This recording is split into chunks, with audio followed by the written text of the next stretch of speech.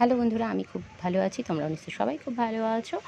আর দেখো, আজকে একটু চমৎকার দেখাই। আর বাগান করতে গিয়ে যখন এই রকম প্রকৃতির দান পাওয়া যায় চমৎকার হিসেবে, তখন কিন্তু খুব ভালো লাগে। এই যে গামলাটা দেখছো, এটা একটা ফেলে দেওয়া গামলা, ফুটো গামলা। তো আমার বাগানের একপাশে রাখা ছিল। এর মধ্যে সামান্য মাটি, পুজোর ফুল এইগুলো আমি পাতা পচা মানে বাগানের পাতা এইগুলো আমি রেখে দিতাম। অযত্নেই গামলাটা পড়েছিল। আর হঠাৎ এর মধ্যে দেখি যে দোপাটির অনেক চারা হয়েছে, আরও চারা নতুন করে বেরোচ্ছে।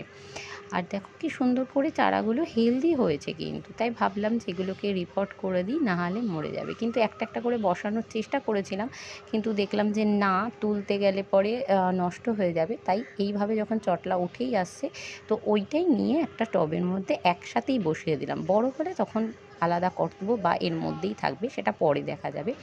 আর মাটি হিসেবে আমি নিয়ে নিয়েছি বালি, মাটি, কম্পোস্ট, হাড় গুঁড়ো, শিংকুচি, নিমখোল আর একটু ফাঙ্গিসাইড।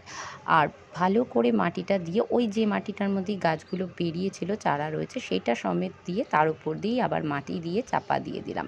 ড্রেনেজ সিস্টেমটা ভালো করে নিয়েছি যাতে জল না জমে, কারণ দোপাটি গাছ একদমই জল পছন্দ করে না। এই রকম গিফট পেলে কার কার ভালো লাগে তোমরা অবশ্যই জানিও। এই ভিডিওটা কেমন লাগলো সেটাও কিন্তু অবশ্যই কমেন্ট করে জানিও।